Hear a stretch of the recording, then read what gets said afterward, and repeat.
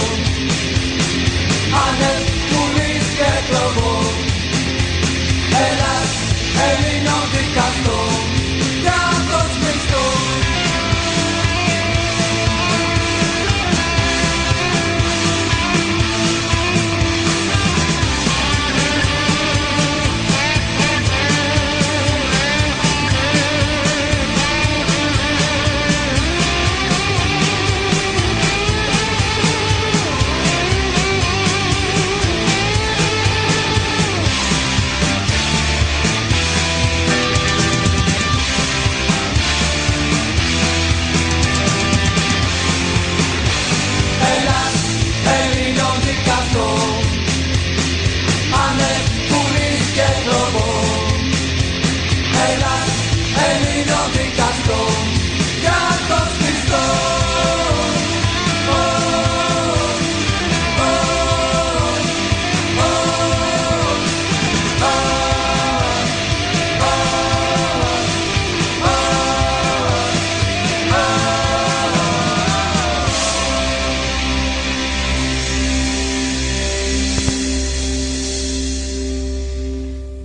Άφησα να περάσουν αρκετές μέρες μέχρι να ασχοληθώ με ένα θέμα που απασχόλησε όχι μόνο την επικαιρότητα αλλά και την αριστερά. Και αυτό για να διασταυρώσω στοιχεία και από τις δύο πλευρές. Αναφέρομαι στις καταγγελίες της Ζωής Κωνσταντοπούλου εναντίον των δημοσιογράφων του Αμφάλου και του στελέχους της Ανταρσίας Δέσποινα Κουτσούμπα. Μίλησα με αρκετούς ανθρώπους και από τις δύο πλευρές και με τον άμεσα εμπλεκόμενο Αντώνη Σιγάλα, ο οποίος όμως παρά τις υποσχέσεις μου ανακοίνωσε χθες ότι δεν μπορεί να βγει στην εκπομπή μου. Η σημερινή χώρα των Ινδιάνων είναι μετεμποδίων. Στην αρχή δεν έβγαινε κάποιος από την Πλεύση. Μετά βρήκα κάποιον από την Ανταρσία και έψαχνα κάποιον από την Πλεύση. Μέχρι τις 12 το βράδυ θα μου τηλεφωνούσαν να μου πούνε αν θα βγει. Τελικά δεν μου τηλεφώνησε κανένας. Έτσι, αγαπητοί ακροατές, αναγκαστικά, εντελώς αναγκαστικά, θα πω εγώ τις ερωτήσεις που είχα να κάνω στην Πλεύση. Θα τις πω στον αέρα, αφού κανένας από την Πλεύση δεν θέλησε να βγει. Πρώτον, κατηγορείται την κυρία Κουτσούμπα ως δημόσιο υπάλληλο που διακινεί μαύρο χρήμα. Η κυρία Κουτσούμπα ζητά να προσκομίσετε στοιχεία, αλλιώς να αποσύρετε τις κατηγορίες και να ζητήσετε συγγνώμη. Δεύτερον, η Ανταρσία σας κατηγορεί ότι δεν διστάζετε να χτυπήσετε ένα αριστερό σχηματισμό προκειμένου να κερδίσετε ψήφους. Τι απαντάτε? Τρίτον, σας κατηγορούν επίσης ότι χρησιμοποιείτε το Sky που όλοι ξέρουν τι παιχνίδι παίζει και ότι στην κόντρα Αλαφούζο Μαρινάκη πήγατε με τον Αλαφούζο. Η Ανταρσία, τέταρτον, με μέλη της οποίας μίλησα, αναρωτιέται γιατί μπλέξατε την Κουτσούμπα στην διένεξή σας με τον Αμφάλου και τον Λευτέρη Χαραλαμπόπουλου και ότι ποινικοποιείτε τη συζυγική σχέση της Κουτσούμπα με το Σωτήρη.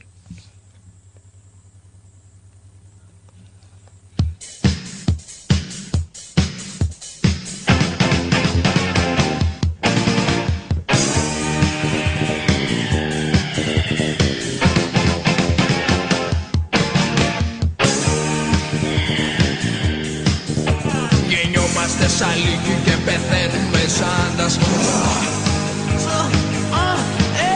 Η ζωή είναι βία, τη σταματάει μονάχα ο βασιλιάς. Έχω δει οργή και πόνο και αμαρτία. Μα μπορείς να ανακαλύψεις μόνο σου τον κόσμο.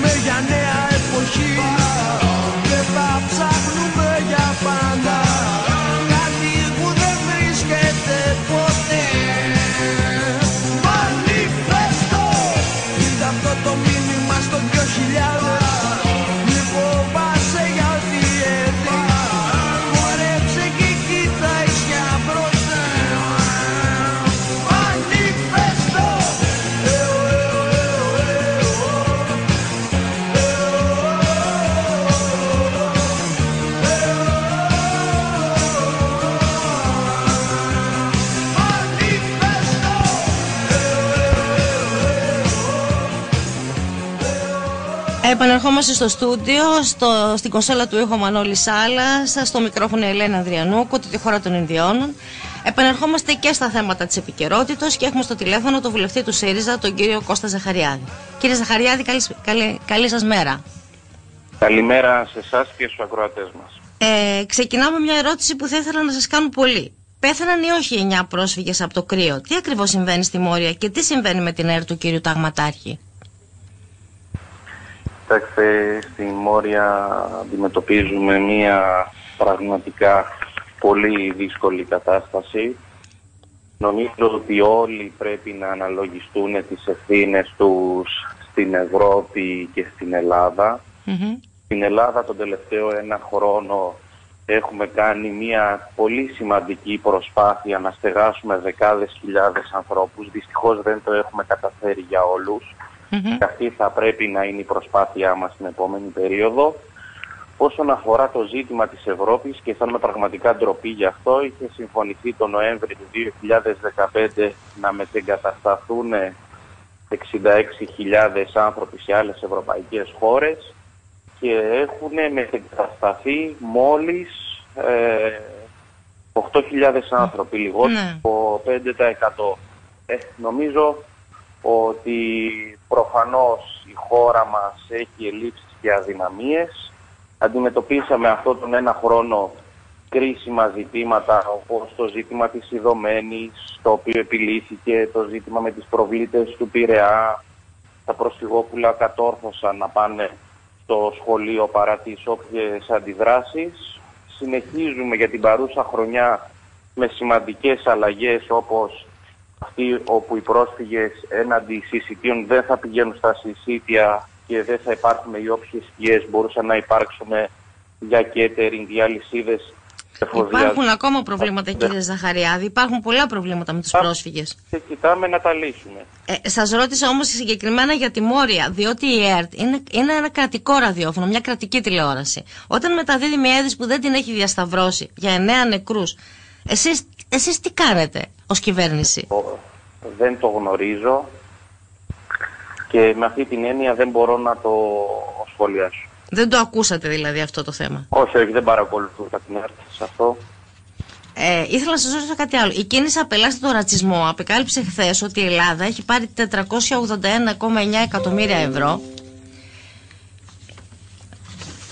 για τους πρόσφυγες. Τι έγιναν αυτά τα χρήματα, κύριε Ζαχαριάδη? Διότι μαθαίνουμε, παραδείγματος χάρη, πως από τα κονδύλια που έχουν εγκριθεί από τις αρχές του 2015 απευθείας προς τις ελληνικές αρχές και χορηγούνται μέσω του Ταμείου Ασύλου, Μετανάστευση και Ένταξη και του Ταμείου Εσωτερικής Ασφάλειας, τη μερίδα του λέοντος έχει το Υπουργείο Άμυνας με συνολικά 89 εκατομμύρια ευρώ. Τι έχουν γίνει αυτά τα χρήματα, κύριε Ζαχαριάδη?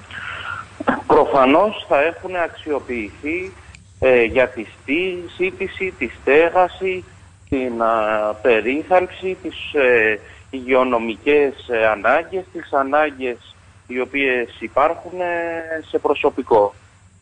Ναι, αλλά εμείς δεν το βλέπουμε αυτό, κύριε Ζαχαριάδη, πουθενά. Οι πρόσφυγες είναι στις σκηνές ακόμα. Για παράδειγμα, θα μπορέσετε να δείτε μια ανεπτυγμένη δομή μέσα στην οποία ζουν πρόσφυγες.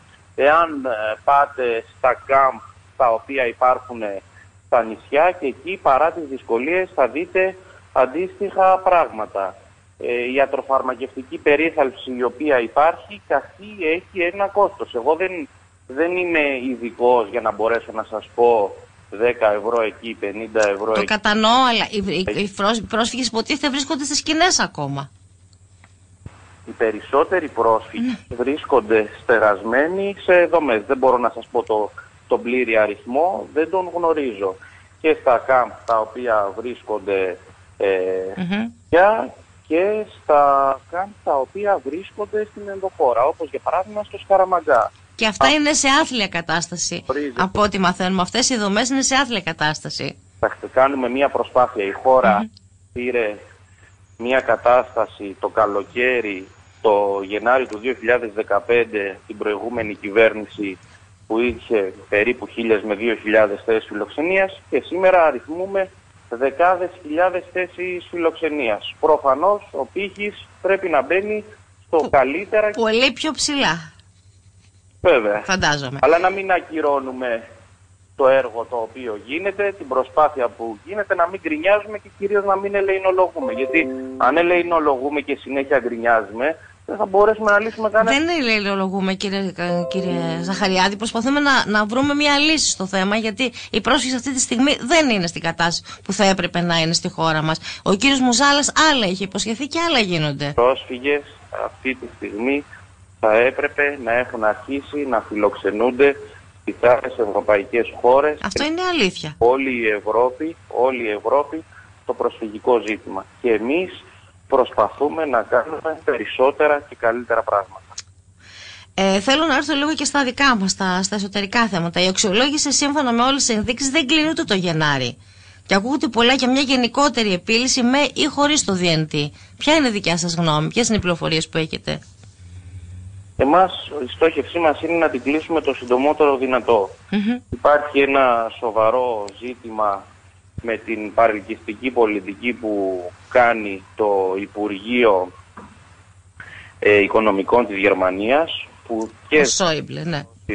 μεγαλύτερη ελάφρυνση για το χρέος, αλλά ταυτόχρονα θέλει και το δούνου του μέσα στο πρόγραμμα. Είναι μια αντίθεση η οποία είναι πέραν από τη λογική και υπερβαίνει τη δύναμη και τη διάσταση της Ελλάδας. Όλοι όμως στο τραπέζι των διαπραγματεύσεων, πλην των σκληροπυρηνικών, αντιλαμβάνονται ότι είναι καλό και για την Ελλάδα και για την Ευρώπη να μην υπάρχει κρίση και ένταση, και επειδή έχουν υλοποιηθεί τα 77 από τα 80 προαπαιτούμενα, καλό θα ήταν να προχωρήσουμε ταχύτατα στην ολοκλήρωση δεύτερης αξιολόγησης. Πότε περίπου την υπολογίζατε, κύριε? Εντάξει, εγώ δεν θέλω να κάνω κάποια πρόβλεψη. Θα ήθελα να κλείσει στο Eurogroup του Γενάρη. Δεν μπορώ όμως να είμαι απόλυτος σε αυτό, διότι πρέπει να επιληθούν αυτές οι αντιθέσεις οι οποίες μπορεί να υπερβαίνουν τη διάσταση της Ελλάδας. Σίγουρα όμως να ολοκληρωθεί σε χρόνο τέτοιο ώστε η Ελλάδα να προλάβει να μπει στο πρόγραμμα της ποσοτικής χαλάρωσης, λέτε. Με το DNT μέσα θέλετε να συνεχίσουμε ή χωρίς το DNT? Κοιτάξτε, το Διεθνές Νομισματικό Ταμείο δεν συναρτά τη σχέση του από το τι θέλουμε εμείς ή τι δεν θέλουμε εμείς. Αν αυτό το ξέρω. Εγώ αξιακά το 2010 για παράδειγμα να είναι ή να μην είναι το Ταμείο στα πράγματα της Ευρώπης, θα σας έλεγα να μην. Το 10 δεν θα το ήθελε κανείς.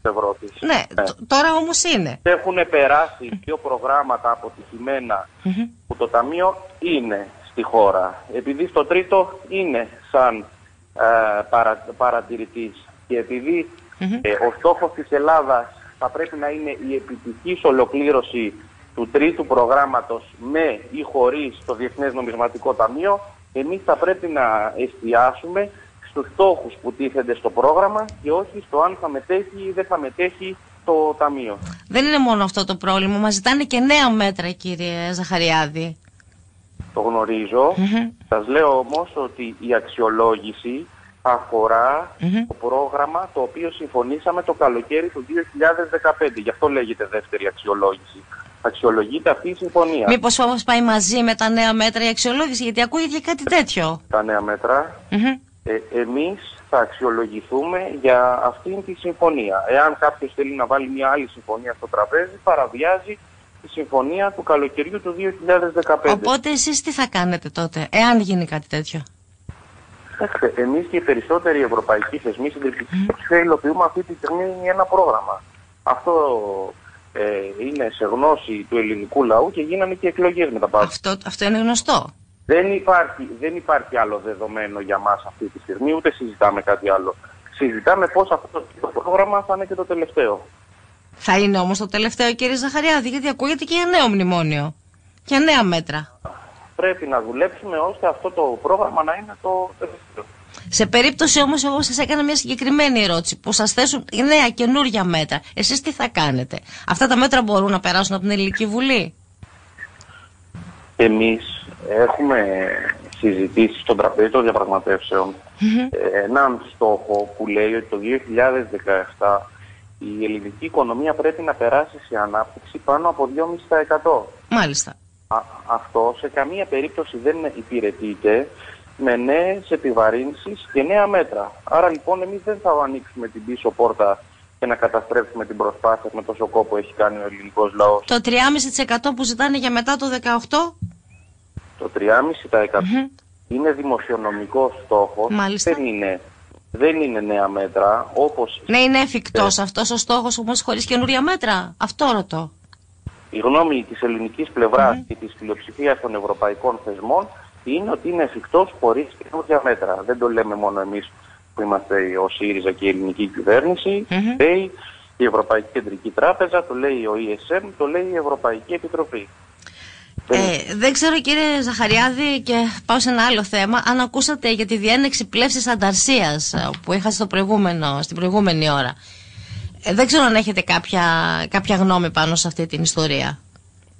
Κοιτάξτε, εγώ δεν συνηθίζω να ανακατεύομαι ούτε στα εσωτερικά των άλλων κομμάτων, ούτε στην σύγκρουσή τους.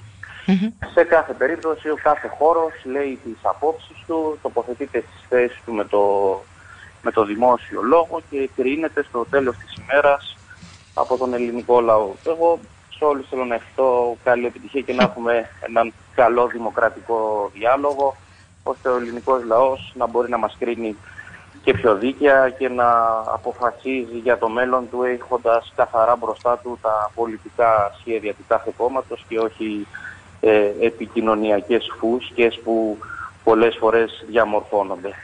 Μάλιστα. Θέλω να σας κάνω μια τελευταία ερώτηση. Τελευταία έχουν γίνει στην χώρα μας διάφορες περιοδίες από τον κύριο Τσίπρα.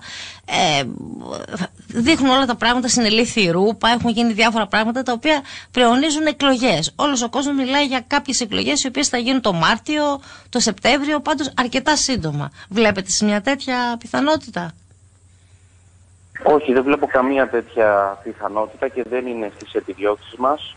Η επιδίωξή μας είναι οι εκλογές να γίνουν το 2019. Δεν μπορώ να καταλάβω πώς μπορεί να συνδεθεί η σύλληψη της Πόλα Ρούπα με εκλογές. Όσον αφορά το ζήτημα των περιοδιών του Υπουργού και άλλων στελεχών και κορυφαίων υπουργών του ΣΥΡΙΖΑ, θέλω να σας πω ότι εμείς και πέρσι που ήταν η πρώτη μας χρονιά της διακυβέρνησης κάναμε περιοδίες και φέτος θα κάνουμε και του χρόνου θα κάνουμε και το 19 θα κάνουμε εκλογές.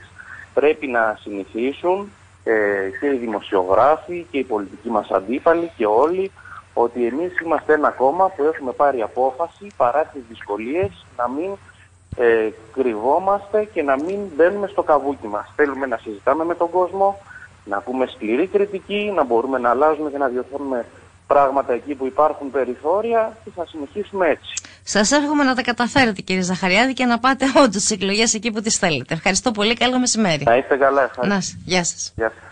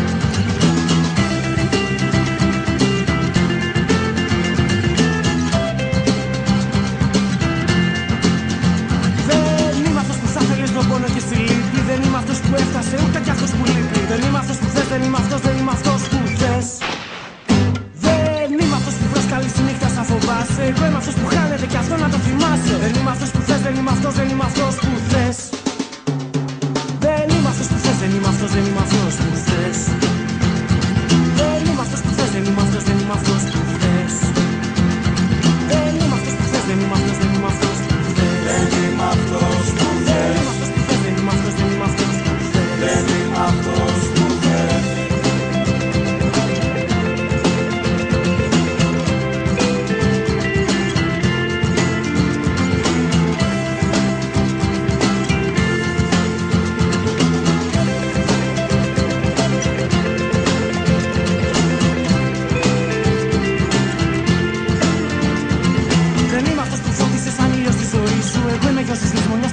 κρατήσει. Δεν είμαι αυτός που θες, δεν είμαι αυτός, δεν είμαι αυτός που θες. Δεν είμαι αυτός που προσκαλείς τη νύχτα σαν φοβάσαι. Εγώ είμαι αυτός που χάνεται και αυτό να το θυμάσαι. Δεν είμαι αυτός που θες, δεν είμαι αυτός, δεν είμαι αυτός που θες. Δεν είμαι αυτός που θες, δεν είμαι αυτός, δεν είμαι αυτός που θες. Δεν είμαι αυτός που θες, δεν είμαι αυτός, δεν είμαι αυτός που θες. Δεν είμαι αυτός που θες, δεν είμαι αυτός, δεν είμαι αυτός που θες. Δεν είμαι αυτός που θες. Δεν είμαι αυτός που θες, δεν είμαι αυτός, δεν είμαι αυτός που θες. Δεν είμαι αυτός που θες.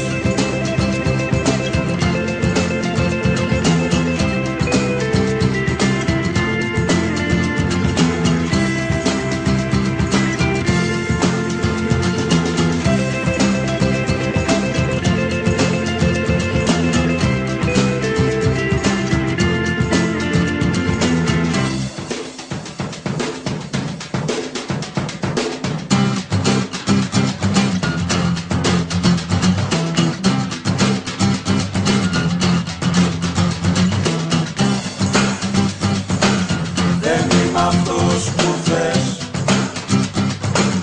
Δεν είμαι αυτός που θες, δεν είμαι αυτός, δεν είμαι αυτός που θες. Δεν είμαι αυτός που θες. Δεν είμαι αυτός που θες, δεν είμαι αυτός, δεν είμαι αυτός που θες. Δεν είμαι αυτός που θες. Δεν είμαι αυτός που θες, δεν είμαι αυτός, δεν είμαι αυτός που θες. Δεν είμαι αυτός που θες. Δεν είμαι αυτός που θες, δεν είμαι αυτός, δεν είμαι αυτός που θες. Δεν είμαι αυτός που θες. Δεν είμαι αυτός που θες, δεν είμαι αυτός, δεν είμαι αυτός που θες. Δεν είμαι αυτός που θες. Δεν είμαι αυτός που θες, δεν είμαι αυτός, δεν είμαι αυτός που θες. Δεν είμαι αυτός που θες. Δεν είμαι αυτός που θες, δεν είμαι αυτός, δεν είμαι αυτός που θες. Δεν είμαι αυτός που θες. Δεν είμαι αυτός που θες, δεν είμαι αυτός, δεν είμαι αυτός που θες. Δεν είμαι αυτός που θες.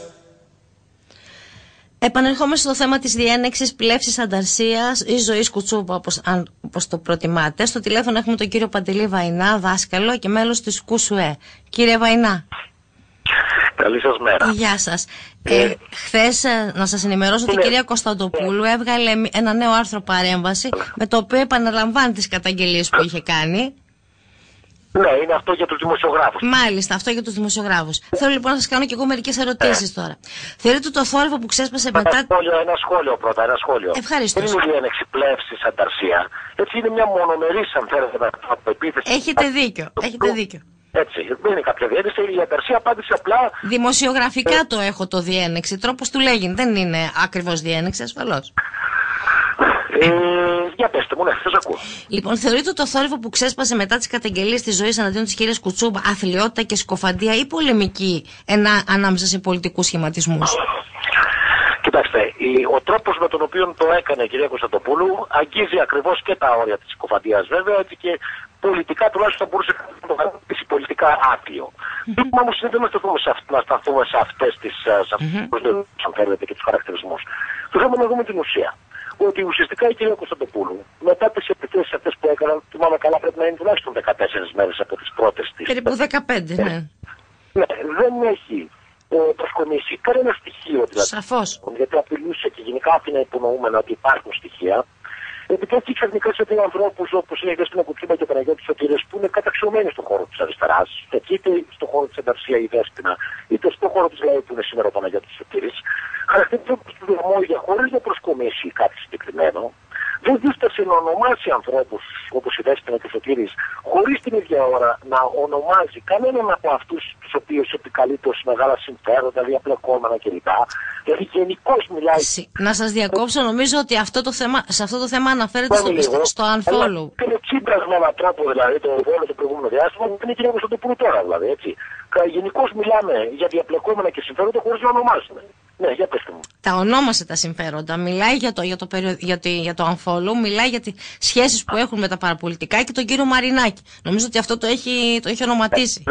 Δεν έχει ονομάσει πουθενά τον κύριο Μαρινάκη και κανέναν ως όνομα. Γενικώς υπενήσετε κάποια πράγματα. Τέλος πάντων. Ποιος έχει τα παραπολιτικά, κύριε Βαϊνά, ποιος τα έχει τα παραπολιτικά? Ο κύριος Μαρινάκης δεν τα έχει. Εντάξει. Άρα ονομάζονται τα συμφέροντα. Γιατί την κυρία Κουτσούμπα δεν έχει προσκομίσει. Ναι, ακριβώς. Αυτό είναι γεγονός. Γενικά ανφόλου και παραπολιτικών, και άλλο να ονομάσει συγκεκριμένα ποια είναι τα μεγάλα συμφέροντα με ονοματεπώνυμο. Αλλά τέλος πάντων είναι και η ουσία. Η ουσία είναι ότι η κυρία Κωνσταντοπούλου δεν ξεσπαθώνει κατά των μεγάλων συμφερόντων, δηλαδή έτσι. Ούτε είναι η στρατάρχη, ας πούμε, των καθαρών χεριών, δηλαδή που θέλει να αυτοπροβάλλεται. Το ζήτημα είναι πολιτικό. Δεν υπάρχει, όπως σας είπα και πριν. Και εγώ ως πολιτικό το βλέπω, γι' αυτό σας ρωτάω. Έτσι. Ούτε υπάρχουν. Τώρα είναι γελιότητες αυτά που ισχυρίζεται, δηλαδή έτσι. Ουσιαστικά είναι πολιτικό, γιατί το Πούλου πιεζόμενοι, αν θέλετε, πήγαν και από ένα μέρος του εσωτερικού εκεί με τα προβλήματα που είχε στην νεολαία της, αλλά και συνολικά από την κατάσταση που υπάρχει σήμερα. Ουσιαστικά θέλει με αυτόν τον τρόπο η κυβέρνηση της Γκαρσία να διαχωρίσει, δηλαδή ουσιαστικά να διαχωρίσει την δικιά της πορεία, την προσωπική, την πολιτική πλεύση κλπ. Από αυτό που λέμε αριστερά και κυρίως το αντιέ αριστερά. Δηλαδή, ο χαρακτηρισμός ότι η αριστερά έχει λαμόγια και αν δεν τα διώξουν εγώ δεν συνεργάζομαι, είναι ακριβώς, έχει αυτή τη στόχευση. Γενικώς να τσουβαλιάσει την αριστερά, έτσι, σε όλο αυτό που η ίδια επικαλείται ως διαπλοκή και βρωμιά, με έναν τρόπο ώστε να δει ότι η ίδια είναι μόνο αυτή που είναι καθαρή, και από την άλλη να μην πάρει θέση, να μην τοποθετηθεί στο κρίσιμο ζήτημα. Γιατί στην Γκαρσία αυτό που με έναν τρόπο, αν θέλετε, σήμερα τραβάει τη διαχωριστική γραμμή μεταξύ αυτών που μπορούν να. Για την Ευρωπαϊκή Ένωση μιλάτε και για το ευρώ. Το ζήτημα της Ευρωπαϊκής Ένωσης και το ευρώ. Ας μας πει, κύριε Κουτσομπούλου, τι λέει λοιπόν για την Ευρωπαϊκή Ένωση, τι λέει για το ευρώ, γιατί δεν τοποθετείτε σε αυτά τα ζητήματα. Έτσι. Στην ουσία δηλαδή επαναλαμβάνει με έναν τρόπο το αφήγημα του Τσίπρα και του ΣΥΡΙΖΑ που και η ίδια υπηρέτησε. Έτσι, και για τον οποίο έχει τεράστιες ευθύνες και αυτοί και άλλοι. Και η ΛΑΕ έχει τεράστιες ευθύνες, κύριε. Όλοι που αποδέχτηκαν την πρώτη του ΣΥΡΙΖΑ, τη διελίστηση του σιγά σιγά, τις επταπάτες, ας πούμε, τα πηγήματά του, την έδωσε στην Ευρωπαϊκή Ένωση, θα ανατρέψει μνημόνια, την πορεία της πρώτης κυβέρνησης και της συμφωνίας. Είναι γνωστά. Είναι γνωστά. Έτσι.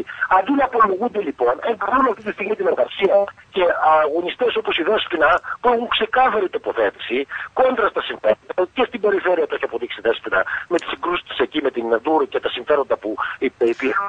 Το ξέρω, έχω βγάλει στην εκπομπή μου και την κυρία Νικολιδάκη, έχουμε μιλήσει για τα συμφέροντα που χτυπάει η κυρία Κουτσούπα, τα ξέρουμε όλα αυτά. Η Κωνσταντοπούλου αντίθετα δηλαδή, με έναν τρόπο ας πούμε, έτσι, χρησιμοποιώντας το Sky, που φαντάζομαι οι ίδιοι στο παρελθόν γιατί συμφωνούμε πίσω. Πιστεύετε ότι πίσω από όλο αυτό είναι διένεξη μεταξύ Sky δηλαδή, Αλαφούζου και Μαρινάκη? Μπορεί να υπάρχει μια τέτοια διένεξη? Δεν μπορώ να το ξέρω αυτό δηλαδή. Έτσι, και ούτε με ενδιαφέρει στην τελική ανάλυση. Δηλαδή, γιατί μας ενδιαφέρει στην Γκαρσία, θεωρούμε όλο αυτό το πεδίο, αν θέλετε, των μέσων μαζικής ενημέρωσης, όλο αυτό δηλαδή, άσχετα από την Sky, αν είναι ο Μαρινάκης, αν είναι ο Αλαφούζος, έτσι, ότι έχουν ένα ρόλο διακλοκής. Φάνηκε και η στάση των Σολωνών, ας πούμε, το προηγούμενο διάστημα και στην κρίσιμη φάση του δημοψηφίσματος. Είναι γνωστό τη στάση τήρησαν. Μετακίνηση. Όποιος έχει προνομιακή μετακίνηση και εννοείται και για την κυρία Κωνσταντοπούλου, από μέσα ενημέρωση όπως ο Sky και άλλα, φαίνεται ότι κάτι παραπάνω υπάρχει. Δεν ξέρω τι, αλλά δεν με ενδιαφέρει η διένεξη και αν υπάρχει μεταξύ βράδων των μέσων ενημέρωσης. Το ζήτημα είναι ότι αυτή τη στιγμή η κυρία Κωνσταντοπούλου παίζει άλλα παιχνίδια, πολιτικά άλλα παιχνίδια, έτσι. Και η στόχευσή της, χωρίς να διστάζει και μέσα από το Sky μάλιστα έτσι, να χρησιμοποιήσει επιχειρήματα τα οποία δεν απέδειξε, τα οποία μπορούν να πλήξουν αν θέλετε και και πολιτικά ανθρώπους, έτσι, εξοντώνοντας με έναν τρόπο δηλαδή, έτσι, χωρίς να έχει αποδείξεις, χωρίς να κάτι, στην ουσία στο χέρι σε αυτό που σας είπα πριν. Ότι να ταυτίσει την αριστερά με τη βρωμιά. Με τη διαπλοκή, μάλιστα, το αντιλαμβάνομαι. Και να μην τοποθετηθεί η ίδια τη σχέση. Να σας πω κάτι. Ας προσπεράσουμε όσο ό,τι έχει σχέση με τους δημοσιογράφους του Αμφόλου, οι οποίοι δεν είναι και τελώς αθώοι, και ας έρθουμε στην κυρία Κουτσούπα. Ας έρθουμε στην εμπλοκή της κυρία Κουτσούπα. Ακούγονται πολλά και για την κυρία Κουτσούπα και θέλω να σας ρωτήσω, με κυριότερο τη ζήτησα από την κυρία Παπαχελά, έμαθα να μην μηνύσει τον κύριο Ανδρουλιδάκη για την κατάληψη του ξενοδοχείου της City Plaza, γιατί είναι καλό παιδί. Ξέρετε κάτι γι' αυτό? Σε σχέση με το City Plaza, μάλιστα. Έτσι. Η Δέσποινα εξέφρασε μια επιθυμία να μεσολαβήσει, δηλαδή για να βρεθεί μια λύση σε αυτή τη διένεξη που υπάρχει στο City Plaza. Αυτό όμως δεν αποδεικνύει ούτε διαπλοκή, έτσι. Ο κύριος Ανδρουλιδάκης όμως δεν είναι ένα τυχαίο άτομο. Ο κύριος Ανδρουλιδάκης είναι στο Ροσινάντε, εργάζεται στο Κόκκινο. Ναι. Δηλαδή δεν είναι ένα τυχαίο άτομο το οποίο πηγαίνουμε και λέμε εντάξει, μην του κάνεις μήνυση γιατί είναι καλό παιδί. Αυτό θέλω να σας πω, επειδή έχει εμπλακεί και στην ιστορία με τον Ανδρουλιδάκη και το City Plaza, που είναι μια ιστορία που δεν είναι πολύ καθαρή, κύριε. Να σας πω κάτι. Στο City Plaza είναι μια ιστορία που εντάξει, χωράει πολύ κουβέντα. Είναι ταξίδι της Κελαιός, εκτός από μια στήριξη, αν θέλετε, σε σχέση με την φροντίδα, αν θέλετε, προσφύγουν εκεί, δεν εμπλέκεται. Δεν εμπλέκεται και είχε εμπλακεί ποτέ. Μα δεν πήγε προχθές η Ανταρσία εκεί? Η Ανταρσία πήγε έτσι, σαν μια παρέμβαση, μια εκδήλωση με αφορμή την πρωτοχρονιά. Μάλιστα. Αλληλεγγύης. Η Ανταρσία δεν συμμετείχε. Αλληλεγγύης όμως πού, σε ποιους? Προς τους πρόσφυγες που διαμένουν. Προς τους πρόσφυγες, ναι, αλλά προς τη ΜΚΟ και τον κύριο Ανδρουλιδάκη, ο οποίος έφυγε και άφησε άλλους στο πόδι του. Όλοι αυτοί οι άνθρωποι δεν είναι πολύ καθαρή αυτή η υπόθεση. Γι' αυτό λέω, κακώς η Ανταρσία. Υπάρχουν κάποιες συλλογικότητες οι οποίες έχουν ασχοληθεί και εμπλέκονται με καλή έννοια. Το λέω, δεν έχει κάποια στοιχεία για κάτι άλλο, που εμπλέκονται στην ιστορία με το City Plaza. Η Ανταρσία δεν είναι σε αυτές τις συλλογικότητες. Είναι η ΛΑΕ. Έτσι, ότι κλήθηκε από κάποιες συλλογικότητες να παραστεί σε μια εκδήλωση της ελληνικής πρόσφυγης, εκεί είναι άλλο πράγμα. Έτσι. Είναι άλλο πράγμα. Δεν μπορεί δηλαδή άλλο να καλείται να συμμετέχει σε μια εκδήλωση, σε μια πρωτοβουλία αλληλεγγύης προς τους πρόσφυγες και άλλο το να απολογείται η Ανταρσία σήμερα για μια πρωτοβουλία στην οποία σας λέω ούτε είχε συμμετοχή ούτε έχει. Θέλω να σας ρωτήσω για κάτι τελευταίο. Δεν μπορεί να εμπλέκεται τώρα η Δέσποινα, η Κουτσούμπα προσωπικά, δηλαδή σε κάτι που, με το οποίο πραγματικά επίσης είχε σχέση. Ναι, κοιτάξτε όμως, η Δέσποινα Κουτσούμπα δεν είναι ένα απλό άτομο, είναι ένα στέλεχος της Ανταρσίας. Και θέλω να σας ρωτήσω για κάτι άλλο. Η σχέση της Ανταρσίας με το Unfollow ποια είναι? Δεν έχει καμιά σχέση η Ανταρσία με τον Unfollow. Είναι ένα περιοδικά δηλαδή που κατά καιρούς φιλοξενούν άρθρα ή απόψεις της Ανταρσία. Διαφημίζεται όμως. Από δικά σας στελέχη διαφημίζεται πολύ το Unfollow. Θα κατέκρινε διακοπή, για πες το προλάβετε. Λέω ότι διαφημίζεται πάρα πολύ από δικά σας έντυπα και από δικούς σας ανθρώπους το Unfollow. Διαφημίζεται πάρα πολύ το Unfollow. Τα μας έντυπο, πρώτα απ' όλα η Ανταρσία δεν έχει έντυπο. Υπάρχουν κάποια έντυπα που εκδίδονται από οργανώσεις συνιστώσεις της Ανταρσία. Τουλάχιστον δεν έχω δει, δηλαδή ούτε στο πριν ούτε στην εργατική αλληλεγγύη, κάποια διαφήμιση για τον φόρο. Στο πριν και στην εργατική αλληλεγγύη, όχι, δεν έχω δει ούτε κι εγώ. Και ένα τελευταίο θέλω να σας ρωτήσω. Επίσης, ποια είναι η σχέση του κ. Ανδρουλιδάκη, ο οποίος κατηγορείται ως αναρχοσυριζέος με την Ανταρσία? Υπάρχει κάποια σχέση? Όχι, ο κ. Ανδρουλιδάκης δεν έχει καμία σχέση. Όμως που είχε μια σχέση, αν θέλετε, με την Ανταρσία, με τον κ. Χαραλαμπόπουλος, ο οποίος υπήρξε υποψήφιος, ας πούμε, στο Σύμβουλο Επικρατείας, ο συνεργαζόμενος. Ο κ. Χαραλαμπόπουλος δεν ήταν με την πλεύση? Δεν σας άκουσα πάλι κάτι. Ο κ. Χαραλαμπόπουλος, λέω, δεν ήταν με την πλεύση? Μετά ναι, αυτό όμως η υποψηφιότητα του κ. Χαραλαμπόπουλου στα Συμβουλία Επικρατείας της Ανταρσία ήταν στις εκλογές. Στις προηγούμενες εκλογές. Και μετά έφυγε από εσάς και πήγε στην πλεύση. Το σχήμα Ανταρσία Μάρς, ναι. Αλλά δεν ήταν μέλος της Ανταρσία ποτέ ο κ. Χαραλαμπόπουλος. Έτσι, συνεργάστηκε σε ένα ψηφοδέλτιο. Καταλαβαίνετε, ξέρετε ότι και η συγκρότηση των ψηφοδελτίων πολλές φορές συμπεριλαμβάνουν προσωπικότητες, ανθρώπους συνεργαζόμενους κλπ. Αυτό δεν, σε εκείνη τη φάση, συγκεκριμένη φάση, Γενάρη του 2015, με την εκπαιδευτική συνεργασία τότε Ανταρσία Μάρς, ένας από τους υποψήφιους. Ήταν και ο κ. Χαραλαμπόπουλος. Ήταν και ο κ. Χαραλαμπόπουλος. Σταματάει και όλη η σχέση, αν θέλετε, της συλλογικότητας Ανταρσία, έτσι. Τώρα σχέση με τον Χαραλαμπόπουλο, προσωπικές και λίγο μπορεί να έχουν μέλη. Καλά, αυτό είναι μια άλλη ιστορία. Και δεν είναι κατακριτέο, έτσι. Όχι, δεν ποινικοποιούνται οι προσωπικές σχέσεις. Προς Θεού. Δεν υπάρχει κάποιο πρόβλημα, ούτε εγώ ούτε η Ανταρσία με τον κύριο Χαραλαμπόπουλο. Έτσι. Οι επιλογές της μετέπειτα μετά. Έτσι. Θα κρίνονται τα πάντα. Κύριε Βαϊνά, σας ευχαριστούμε πάρα πολύ για αυτά και θα τα ξαναπούμε σύντομα. Να είστε καλά. Καλή. Στο τέλος της κουβέντας να μην έχουμε ότι η ιστορία αυτή, εφόσον έχουν περάσει 15 μέρες, δεν έχουν προκύψει άλλα στοιχεία και έχει μια πολύ ύπουλη, αν θέλετε, δρόμικη στόχευση σε δύο ανθρώπους, έτσι, οποίος δεν μπορεί να καταμαρτυρήσει κάτι συγκεκριμένο, πρέπει να κρατήσουμε όχι αυτό που παρουσιάζεται ως ξεκατίνιασμα, δεν είναι ξεκατίνιασμα, είναι αντιπαράθεση και είναι κυρίως από την κυρία Κωνσταντοπούλου, είναι στόχευση με πολιτικό. Με πολιτική στόχευση, ναι. Διαχωρίσει τη θέση της από την αντιαία αριστερά. Αυτό είναι στην ουσία. Ναι, σας ευχαριστούμε πολύ. Καλό μεσημέρι. Γεια σας. Ευχαριστώ και εγώ. Γεια σας.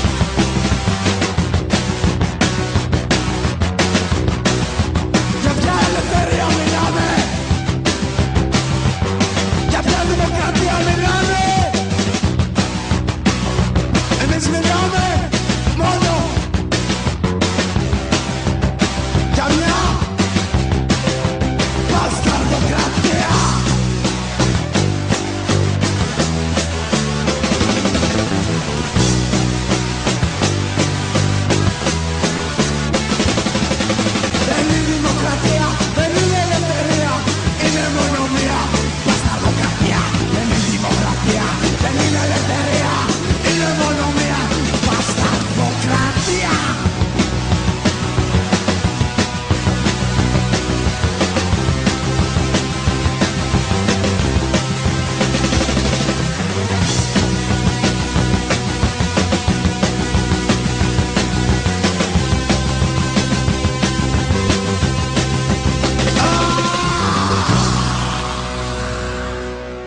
Στο μικρόφωνο η Ελένη Ανδριανού, στην κονσόλα του ήχου Μανώλη Σάλας, και επειδή δεν είχαμε τη τύχη να έχουμε εδώ κάποιον από την πλεύση, να διαβάσουμε από το άρθρο παρέμβαση της κυρία Κωνσταντοπούλου χθες.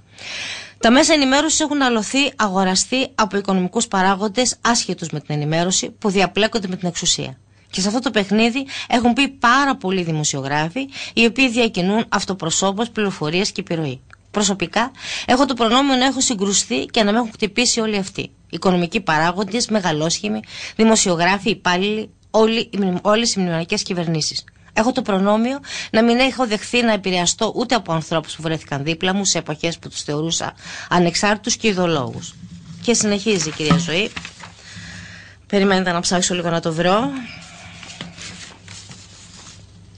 Όσο για τους πρώην ανεξάρτητους δημοσιογράφους που θαμπόθηκαν από το χρήμα, έγιναν ακόλουθοι followers των πάσης φύσεως εξουσιών και ωρέγονται να γίνουν παράγοντες ενός νέου συστήματος διαπλοκής, διαβρώνοντας τον χώρο της αριστεράς και τον αντιμνημονιακό χώρο, αλλά και τους υπαλλήλους τους που παριστάνουν τους αριστερούς επαναστάτες ενώ παίζουν παιχνίδια εξουσίας και επιρροής, διακινώντας χρήμα, όπως αποκαλύψαμε δημόσια στις 30 Δεκεμβρίου 2016, όλοι αυτοί έχουν αυτές τις μέρες και τις επόμενες την ευκαιρία να ανακαλύψουν ότι δεν έχουν όλοι την τιμή τους.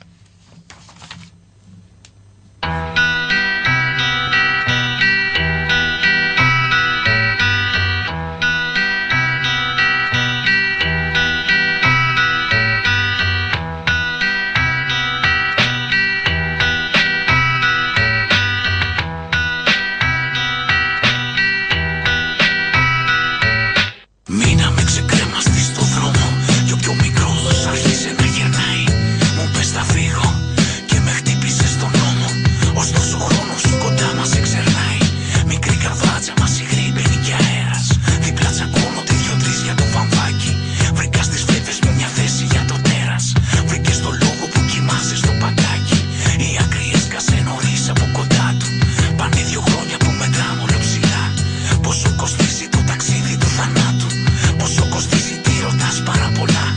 Κάτσαμε δίπλα και χαθήκαμε στον κρίσο. Ώρες αμήλυτη πονάς θα σου περάσει. Κάποτε σε ξέρα τώρα δεν σε γνωρίζω. Κι εγώ ποιος είμαι, που είναι το τάζι. Κάτσαμε δίπλα και χαθήκαμε στον κρίσο. Ώρες αμήλυτη πονάς θα σου περάσει. Κάποτε σε ξέρα τώρα δεν σε γνωρίζω. Κι εγώ ποιος είμαι, που είναι το τάσι. Γεμίσανε τα χέρια μας σημάδια κι απ' τη ζωή όλο και ξεμακραίνουμε. Όχι δεν είναι μεγαλύτερα τα βράδια. Συγγνώμη που το λέω αλλά πεθαίνουμε. Βάλε που φαν, κάνει κρύο, χαμογέλα. Πάρε τηλεφώνο τη μάνα σου να πεις 2 λόγια. Όσο θα τρέχεις το σεντόνι καραμέλα, τόσο εκείνη θα σου φτιάχνει μυρολόγια. Σταυροκοπιέσαι στους θεούς τους κάνεις προσφορές. Κάποιοι περνάνε, σε κοιτάζουν και λυπούνται. Μα πριν ουριάξει η σιρήνα 3 φορές θα σε έχουν ήδη αρνηθεί και θα κοιμούνται. Για κοίτα με καλά τι σου θυμίζω. Πονάει το σώμα μου, νιώθω πως θα σπάσει. Κάποτε σ' ήθελα μα τώρα δεν σ' αγγίζω. Ούτε κι εσύ, που είναι το τάζι. Για κοίτα με καλά τι σου θυμίζω. Πονάει το σώμα μου, νιώθω πως θα σπάσει. Κάποτε σ' ήθελα μα τώρα δεν σ' αγγίζω. Ούτε κι εσύ, που είναι το τάσι.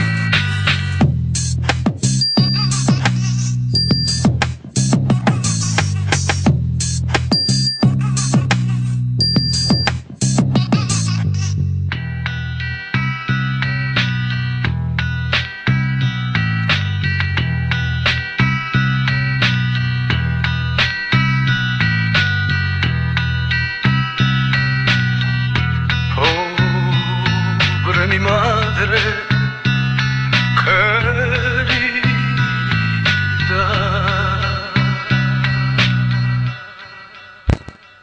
Μεριδιάνων φτάνει στο τέλος της. Να διαβάσουμε 2 μηνύματα από αυτά που μας έχουν έρθει.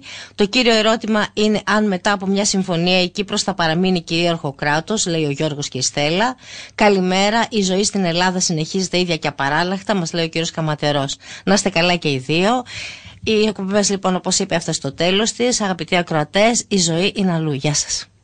Φύγαμε.